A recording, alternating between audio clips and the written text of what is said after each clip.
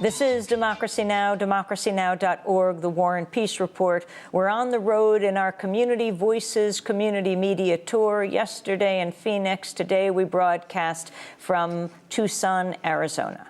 I'm Amy Goodman. The Pentagon and the Department of Homeland Security are developing contingency plans to deploy the National Guard along the U.S.-Mexico border. The Washington Post reported this on Saturday. The proposal falls under a $350 million initiative for, quote, counter-narcotics and other activities that was part of the supplemental budget request sent to Congress this month.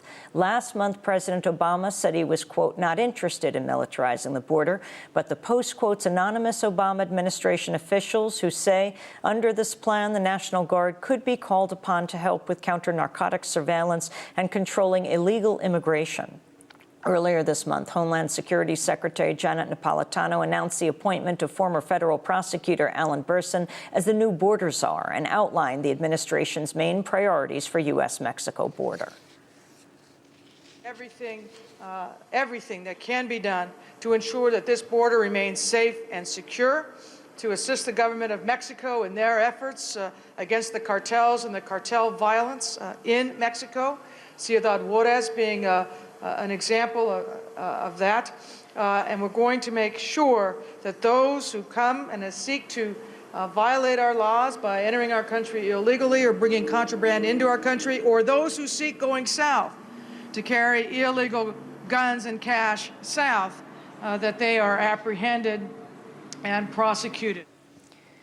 Well, today, as we broadcast from the border state of Arizona, we spend the hour looking at the vast human environmental toll of immigration enforcement measures in recent years. We're beginning with an update on the official who's been the focus of recent nationwide protests, a man who likes to call himself America's toughest sheriff, Maricopa County Sheriff Joe Arpaio.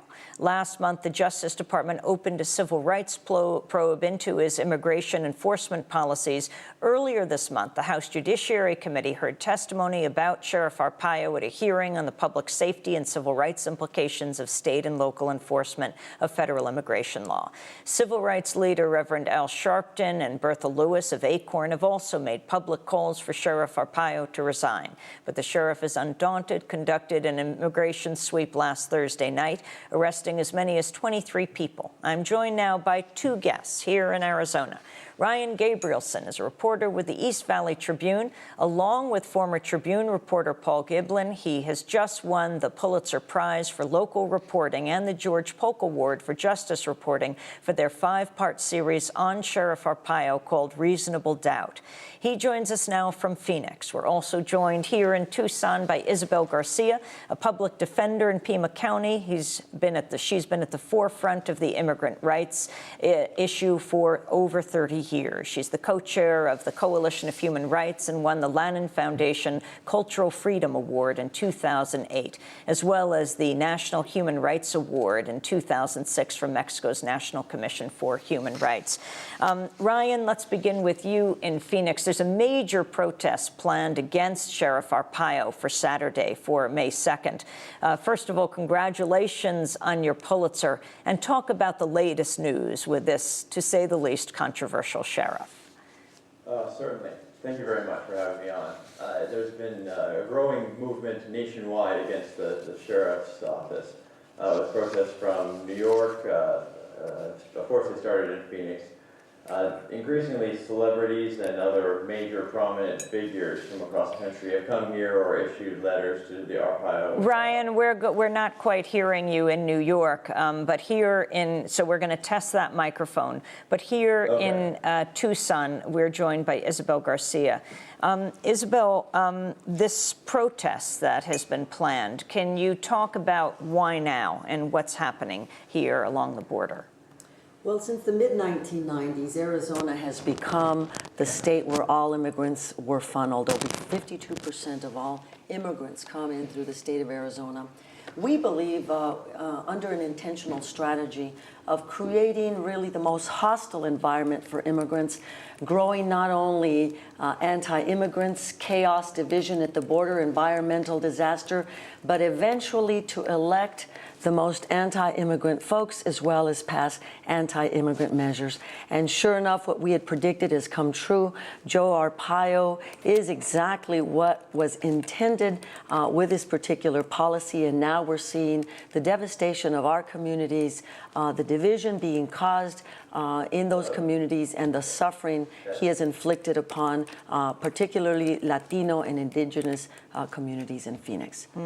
The protest, of course, on Friday is part of an ongoing campaign to get rid of Joe Arpaio. We not only need to get rid of Joe Arpaio, but the underlying 287G agreements that he purportedly acts under, really, as well as some of the legislation in Arizona. He has declared that even if 287G agreements are abolished, that he will continue to do what he does because he has anti-smuggling statutes, he has aggravated identity theft statutes. In other words, we have enacted laws and initiatives in this state that are really anti-human and gives him an opportunity and in order to commit the atrocities. The wholesale racial profiling, of course, is key. He has deputized Minutemen and other individuals that have a real hate agenda. And he has, of course, to the detriment of the taxpayer, particularly in Maricopa County, has focused on immigrants. Isabel Garcia, for people who aren't familiar with his record, the past, the whole issue of the humiliation of prisoners, the marching of prisoners to the streets, can you just go through one by one these actions that he is very proud of, that people are so deeply concerned about? Yes, prior to picking the immigrant as his target of his ire, he had already attempted to get the public attention by putting inmates in pink underwear, giving them green bologna sandwiches, creating these tent cities.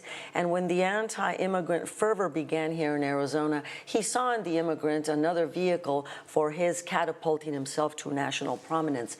And now he has the attention, of course, of all of the anti-immigrant folks. He has paraded immigrants rather than transporting them, as is the usual custom, in buses. He has paraded them through downtown Phoenix in striped uniforms, chained, and with all of the TV around him. In other words, he sends press releases days before he conducts these particular activities. He touts that he conducts raids in workplaces in the middle of the night, in the morning, at any hour. He goes into neighborhoods doing wholesale racial profiling. The only real law enforcement technique he uses is the appearance, of course, of the individual. This gentleman has caused suffering, has divided families. We have videos where the children are crying for their mother.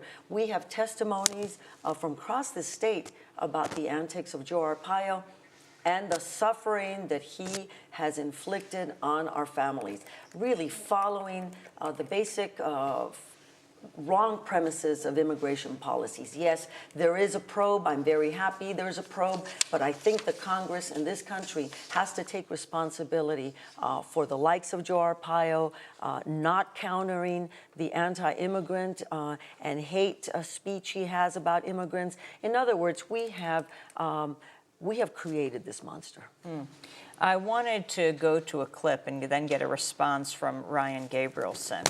The sheriff has had to respond to the points that you make in your award-winning series quite a few times. This is an excerpt of an interview that Maria Hinojosa of PBS's Now did with the sheriff last month. It has been discovered by the East Valley Tribune that your response rates to crimes, that you have wanted your response, you have said that your response rate goal is 5 minutes. It's now up to 11 minutes. No, it is not. We have improved that. This is a year and a half ago. You're getting all your information from the New York Times editorial, from a newspaper. Well, this is the East Valley Tribune. I don't care what the East Valley newspaper says. In your records, out of 669 people arrested by your human smuggling unit, 665 of them were Latinos. Most of them stopped for traffic violations. So how do you explain that? Are you talking about our great success we have in arresting illegal aliens? No, I'm asking you a very specific question. What is the question? It seems as if, by your own numbers, that hundreds upon hundreds of Latinos had violated the traffic code while only 4 non-Latinos had violated the traffic code. We stop many people on traffic violations. That's what law enforcement does. So you're stopping all of them? Of course. Can we see those records that I don't show know us? I don't know if I have the breakdown in those records. But how are we supposed to be able to judge you if you don't Well, have the just breakdown take my of those word records? for it and look at the success that we have had.